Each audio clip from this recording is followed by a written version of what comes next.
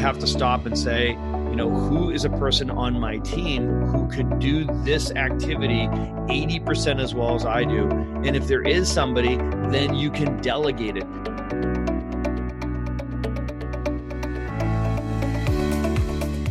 Hello and welcome to the Remarkable CEO Podcast, a show dedicated to chiropractors who want to transform their job into a business so that they can have a remarkable practice as part of a remarkable life, not instead of one. With your hosts, Dr. Pete Camiolo and Dr. Stephen Franson.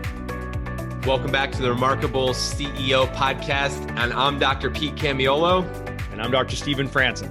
We're thrilled to be with you here today, and we are picking up with part 2 of a 3-part series on delegation mastery. Remember, the bridge between the owner-operator and the CEO is delegation, and we're digging in. We listened to you. We knew this was something that you wanted us to dig into and go deeper, so we are going layers deep, literally 10 layers deep, because there's 10 steps for us to go through, and we are going to be hitting 3 more steps today in delegation mastery.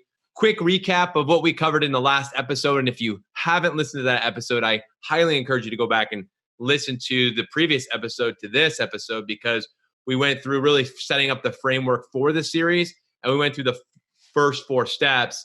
Those 4 steps we went through, number 1 is identifying specific desired outcomes. And again, this goes back to the vision. What is the desired outcome? You have to have that vision as a CEO. That's your responsibility to drive that. Number 2, identify the actions that produce those outcomes. Again, a CEO activity. Number 3, apply the 80% rule of delegation. And number 4, identify the best qualified team member.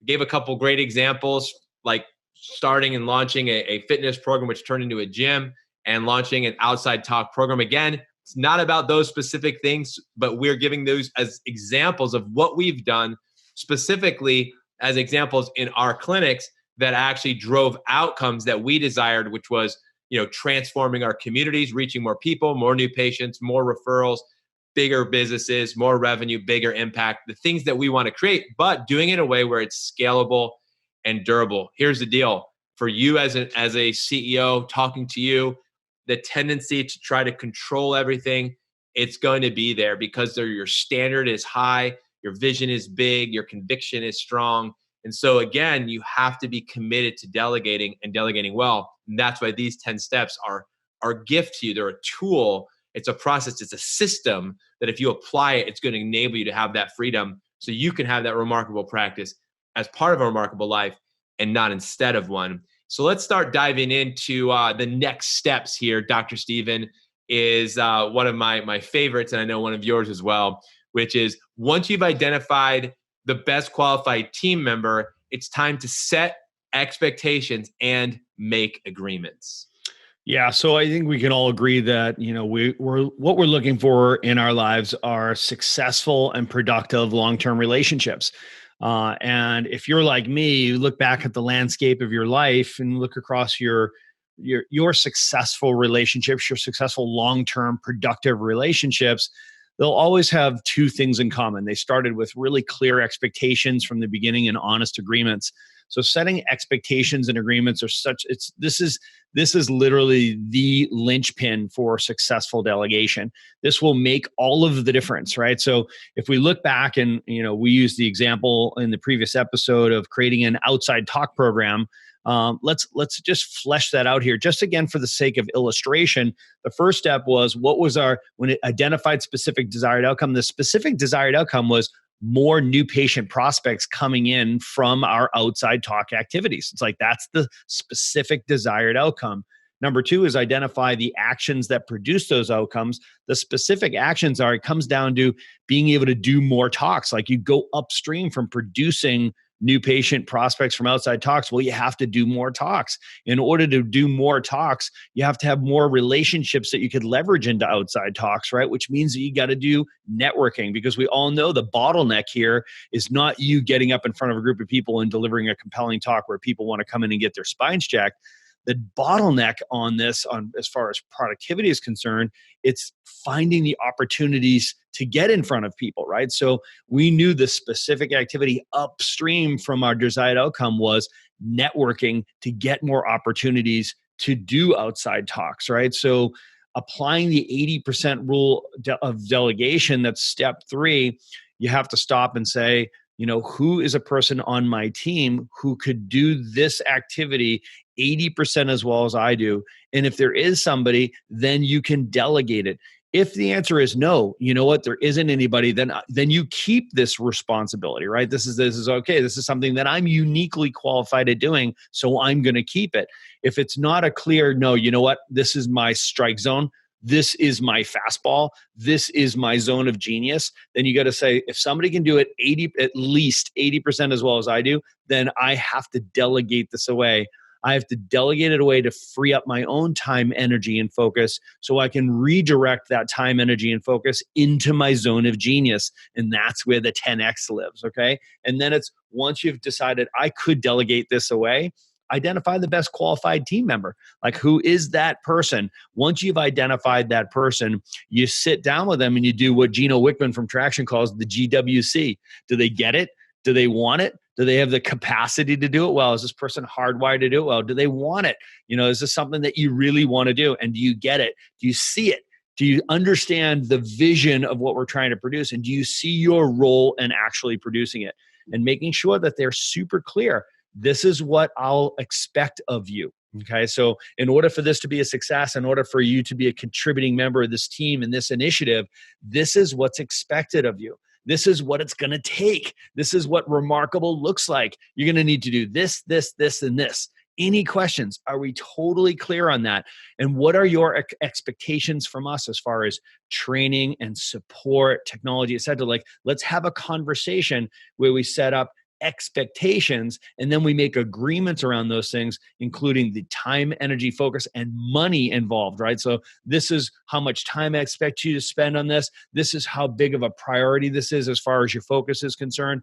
This is how much energy this is going to require from you. And this is how we're going to set up our compensation. We'll be back to my conversation with Dr. Steven right after this. Hey, Doc, if you're looking to create a business and not a job, then you're going to need a predictable and systematic way to produce a steady flow of new patients. The best place for you to achieve this over a short period of time is at the Remarkable Practice Attraction Immersion coming up April 3rd and 4th, 2020 in Chicago with our special guest, Roberto Monaco. Over the course of 2 powerful days, you will learn how to create a steady flow of new patients on a consistent basis. This will relieve your stress, double your impact, and increase your collections. Let's put a proven system to work for you. Roberto Monaco is coming alongside of Dr. Steven, myself, and the TRP coaches to teach this seminar through the weekend. If you don't know Roberto, he's the premier undisputed heavyweight champ of influential and persuasive speaking in chiropractic.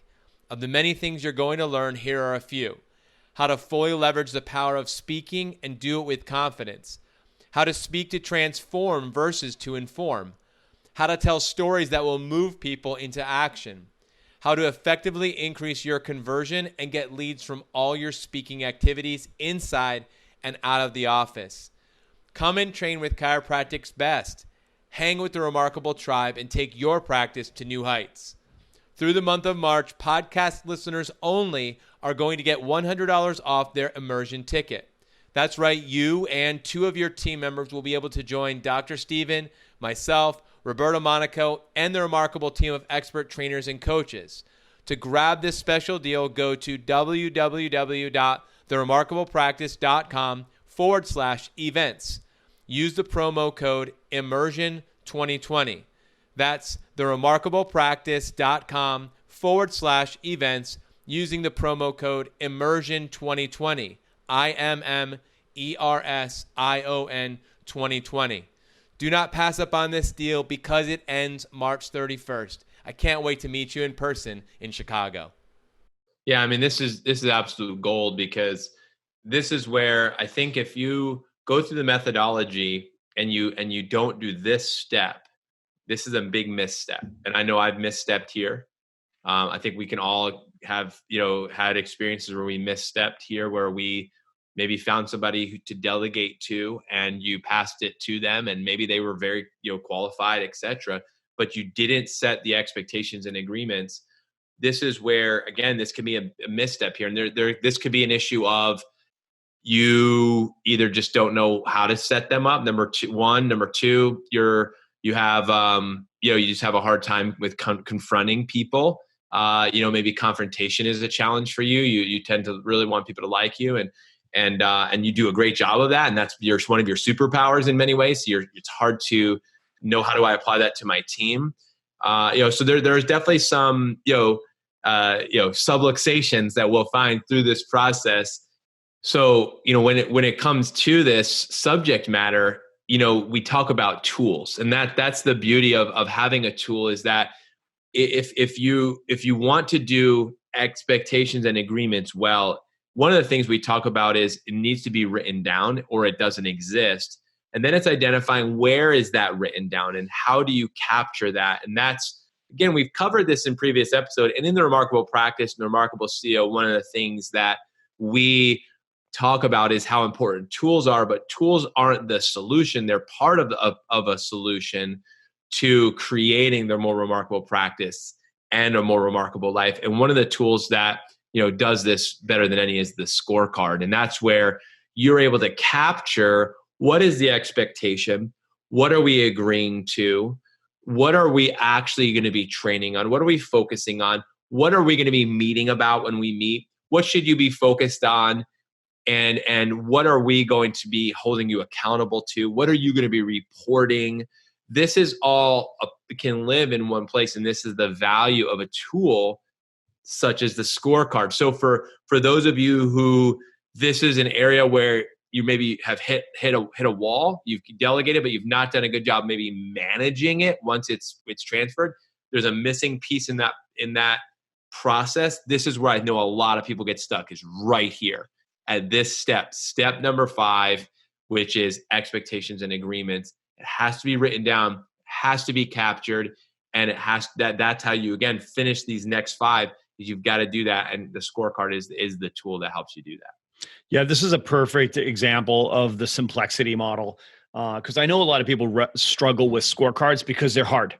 They're hard, but they're the hard thing that makes everything else easy. So, the complexity model, I love it. It's like you're operating at this level. And for those of you who are watching us on YouTube, you can see my hand where I am. You're operating at this level right now, and you have to go over the hump of this complexity to get on the other side of simplicity, right? So to get on the other side of this, the scorecard is a perfect example of you got to push through. You got to push through. You got to get up over the hill of that. It's a heavy lift. I get it.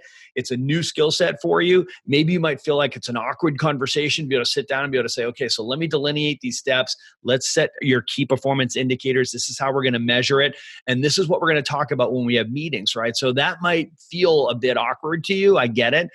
Because so many Kairos are attached to everybody liking them. Okay. So don't confuse your role here, guys. Your team members aren't looking for friendship, okay? They're looking for leadership. So you want your team to trust you. And so much trust comes when you're really clear on setting expectations and agreements. This is what a win looks like, okay? So this is what's expected of you.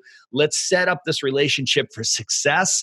Let's be really clear of the outcomes we're looking to drive. Let's look at the activities that it's going to take to reach your goals. And let's train and equip you to make sure that you can do this really well and everybody wins, right? So this is the conversation that this will set you free, guys. This will set you free. Scorecards will be the inflection point for you. That'll make this is the hard thing that makes everything else easy. And for some of you, you might be sitting there having a holy shit moment right now, and I totally get it. You might say, oh my gosh, I've never sat down and done expectations and agreements with my team. I do them with my patients, and that seems like it makes sense. But with my team, I've never done that with my team, or I've not done a good job with it. And I've got, now I've got all these team members around me that are working hard. They're trying hard. They're working a lot. They're busy. That's what this sounds like when you don't have scorecards in place, right? Versus being productive, right? So it's like, well, how do you make that shift, right? So how do you take the situation that you've tolerated or this situation that you've created, and how do we take that sort of cat circus and turn it into a production machine? Well, this is the scorecard once again. I love what my pastor says around this. We're all one awkward conversation away from fixing every jacked up relationship in our life, right? So sit back down with your team and be like, you know what? I've got a new tool to help me be a better leader for you guys, all right? So work with me on this. We're going to create the scorecard. We're going to get expectations and agreements in place so that we're all aimed at the same target.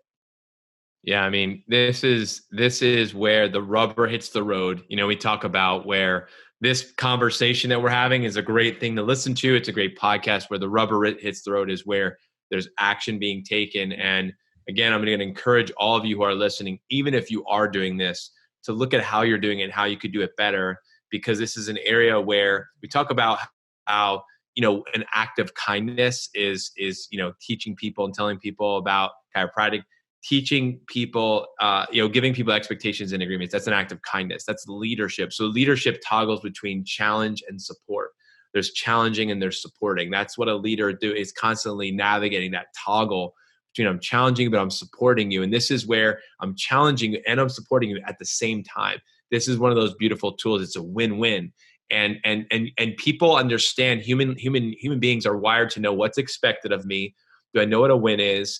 And that's what's going to keep them coming and keep them motivated and inspired. That's when they pose the questions to workers, what is it that they want to know? That's what they want to know. And so we got to move past the emotion here, and we've got to move into creating structure. So the step of setting expectations and agreements again around time, energy, focus, and money. This is so that there can be execution.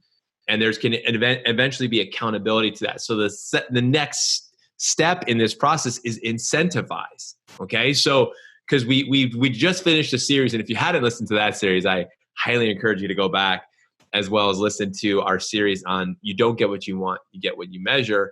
And one of the things that we've said in that series is you don't get what you want, you get what you incentivize, right? And so we are human beings. I know I look forward to things. I know, Doc, you do. I know all of you listening, you look forward to things. So you incentivize. We all do incentives, like cup of coffee first thing in the morning, or end of the week date with your spouse, or what are the things that incentivize you to like stay focused and get things done and do your best work? And it's not always financial. Oftentimes it is, but there's a lot of other amazing things that people are motivated by and inspired by. So even when we go through incentivize, this is where you have to know your people. Is you got to know who you are working with, because different people respond to different things and incentivize them.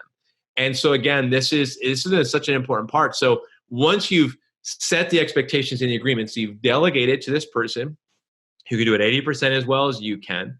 This is their zone of genius, right? Because they get it. They want this. This is something they have the capacity to do and do really well. When you look at their talent, when you look at their heart and their skills, you say, hey, this is a perfect setup for them. You've delegated to them. You've set the expectation agreements. Now there's incentive, right? So incentives for performance, right? This is all about performance because we're not just looking to delegate things off of us so we have a little bit more freedom and we're like, man, it feels good to get. It's about performance, about the outcomes that we're driving, and that's where the incentivization comes in. Man, this is such a fun space to get creative, guys. So when you do incentives, like Dr. Pete said, you don't get what you want, you get what you incentivize. So you got to open up your mind to like incentives. It's yes, I get it. It's money. That's a big part of it. You got to make sure you get the money right. But let's remember the energy equation, right? So remember, your results will be a reflection of your energy, right? So when the energy is up, the results are up. When the energy is flat, the results are flat. When the energy is down, the results are down. We all know this to be true. Your business, your practice, your results are always a reflection of your energy. So let's remember the energy equation is E equals MC squared, right? Energy equals money times crucial communications. So the multipliers on this on the right side of the equation are MC squared, money times crucial communication. So you got to get the money right. Okay, so make sure that everybody feels like they're in fair exchange, that they're recognized and edified and in fair exchange, right? So money's great. Everybody needs money. Everybody wants more money, right? But at the end of the day, not everybody is fully incentivized and motivated by money. And you know what? Money's expensive, right? So don't just try to throw more money to get more energy and more productivity. Get creative with this. So I love the 5 love languages. I love the 5 love languages at work. You need to learn, about your people. How do they like to be recognized? How do they like to be incentivized? I look back at my team and I can remember the disparity among my team members.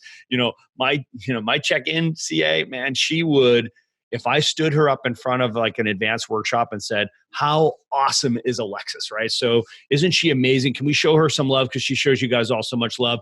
She'd get a standing ovation. The crowd would cheer and you'd see her go, and her sail would fill with wind and she'd be good for 60 days, right? That was all she needed. Sarah loved cappuccinos, right? So if she got a $25 gift certificate, it showed that I cared. I actually understood that was something that she loved. And that was like our little thing where it's like, here you go, here's nice work on this. And I would give her a little bump on that. And she would have your next 5 cappuccinos are on me. And she would be stoked that I like understood that about her. Right. Whereas, I had one CA who all she wanted was to be recognized in front of the team. She was contributing on a high level and she just wanted to get the credit in front of the team, which I totally appreciated and got, right? She didn't want to get put up in front of people, right? She just wanted the team to know that she was the one that did that. So I recognized that. And then, Nina, in the back office, so introverted, magic one-on-one with people, but does not want to deal with all the hoopla that comes with recognition in a crowd. If I stood her up in front of the advanced workshop and recognized her and got her a round of applause and everybody came up and gave her a big hug, she would kick me in the shin and quit and run out screaming, right? All she needed was a little Post-it note, right? That said, Nina, love you, appreciate you, wouldn't want to do it without you. Just put it on her screen. And that was that, right? So know your people, know what incentivizes them so that you're not insensitive and you're just throwing money at people. That's, that very often it can be a turnoff, right? So next thing you know, you're spending your money and they don't even want that or appreciate that. So money's great, but make sure that you know your people when it comes to incentivizing them. Now, on the flip side of this is consequences, right? So you want to make sure that there's always a carrot and a stick, right? So remember, the fourth crucial communication in the E = MC squared equation is discipline, making sure that you have guardrails and discipline. So in all of these relationships, your team members and your patients aren't children, but there is a parenting component to being a leader, right? So being a good parent is being a good leader, and there's always clear boundaries and there's guardrails and there's discipline that makes those guardrails real. So we want to make sure that we don't suck all the energy out of the room by letting somebody be out of integrity and not, following the expectations and agreements that were laid down. And everyone on the team knows that patient or the person on the team, the teammate, is out of integrity and you are not doing anything about it, right? So at the end of the day, there's nothing that sucks the energy out of the room like that, letting somebody operate out of integrity with the leader not stepping up and leading, right? So you're the person that has to have that come to Jesus meeting, get them back on the rail or get them out of the boat, right? So, and this to be true, guys, because every time you've done it in your past, you've told yourself stories, you've procrastinated on getting rid of somebody who is on your team. Next thing you know, you've got this staph infection and it's completely derailing your business. And you recognize that the second you finally let them go or they quit, and everybody on the team looks at you and goes, what took you so long? Yeah. And I think that this subject of incentivization and rewards and consequences leads beautifully into the next part of the delegation methodology and to master is training and equipping. Because once you delegate to someone and you transfer the expectation and the agreement for them to actually hit their goals, hit their targets, exceed their goals, there is a training and equipping that comes alongside that. So I'll just tell, back it up this way. So if you delegate, but you never train, you never equip, and you set this reward and consequence, but you've never trained and never equipped them, and they don't hit their goals, as a leader, take responsibility for not doing your part. I would say that leadership, like you said, it's not friendship that the people are after, it's leadership. And part of leadership, number one, is setting the expectations and the agreements. It is setting incentive for that, and it is setting the training and the equipping process in place so that the people that you are delegating to actually are equipped to win. And so this is a significant part. And so you take responsibility in them winning. You feel your part in the process of them succeeding. And if they don't succeed, again, I can also take responsibility for that, because you know what? I could have done a better job training you and equipping you for those networking events. I could have done a better job just how to how to get those conversations going, but then also how to turn that conversation into the next step, which is, hey, we're going to meet for coffee, or I'm going to follow up with you. Like, I've not done a really good job training you. I told you what to do. I told you how to do it. We never trained on it. And training is role playing. So training is actually going through the process of doing it. I'm going to do the actual thing that I do, or you're going to do the actual thing you're going to do, and I'm going to observe, or I'm going to participate, and then we're going to give feedback, and we're going to go into that, and we're going to say, hey, how can we do that better? Like, if you do this, that's going to end here, but if you did this, you're going to get here. So what is it going to take for us to do that? And so again, this is where the training comes in. And we love talking about sports, but when you think about someone who has talent and skill are not the same. The skill is developed over time. And so okay, I'll just go with this as an example, because we all know what recently happened to Kobe Bryant. So Kobe Bryant was a guy who had incredible talent. I mean, undeniable talent, and came from a family of talented athletes. His dad was a professional basketball player. He was a professional basketball player. But one of the things that you always heard with Kobe was his commitment to training. He would get up at 4 or 5 o'clock in the morning and hit the gym. He would do 1 a days, 2 a days, 3 a days. He talked about his commitment to training, because he knew for him, because he'd been given and gifted by God with talent, natural, raw talent. But he trained the skill of playing basketball. He trained on the skill of shooting, on the skill of dribbling, on the skill of passing, on the skill of all of the things that you do in basketball. So he trained on the skills to support his talent. We delegate to people that have got the talent and we don't train them. We have dropped the ball. We have dropped the ball on that, because just because there's somebody who's got the talent, the skills are trained up. Skills are constantly being refined, constantly being improved. And as a leader and a CEO, it's your responsibility to keep the training culture and environment going so that the team keeps winning. Dr. Pete, we can't say it enough. The best return on your investment of time, energy, focus, and money is training and equipping your people.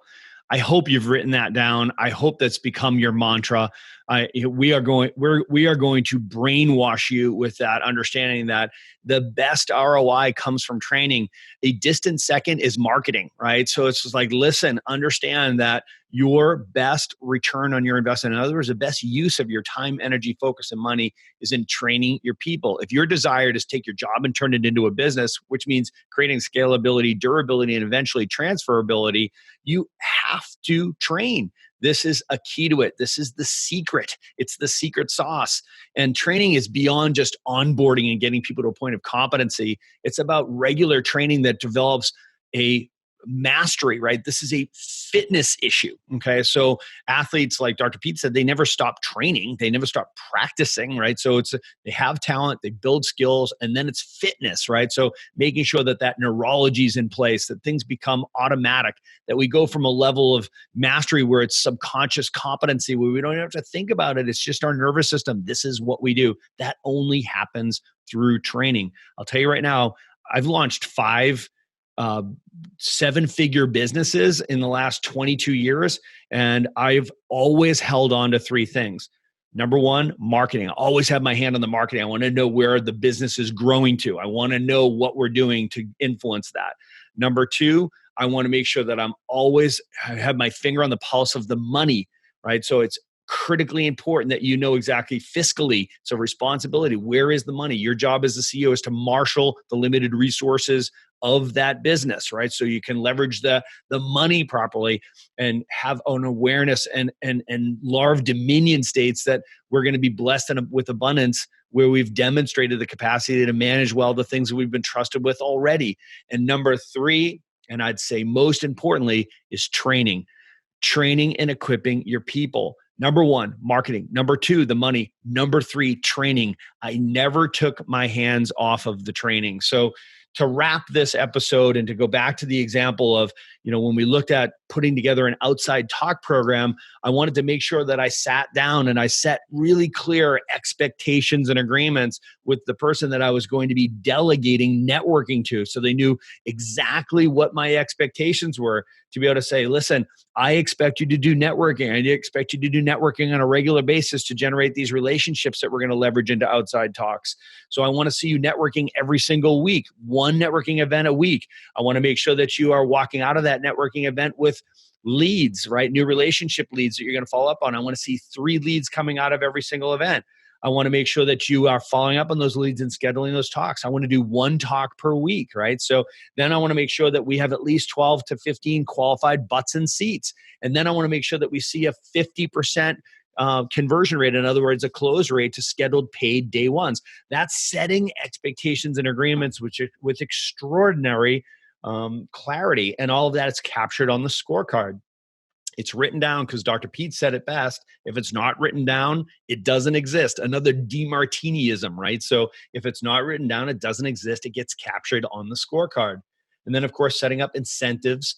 In other words, rewards and consequences, being really clear exactly how do they get paid. So if you produce, you get paid. If you don't, you starve, right? So making sure that they understand the rewards and consequences and setting those standards across a timeline so they know exactly the velocity that you expect them to achieve these goals. And what are the consequences if they don't? Be clear about it from the beginning. One of the important aspects of an agreement or a contract is to define how a relationship's going to end.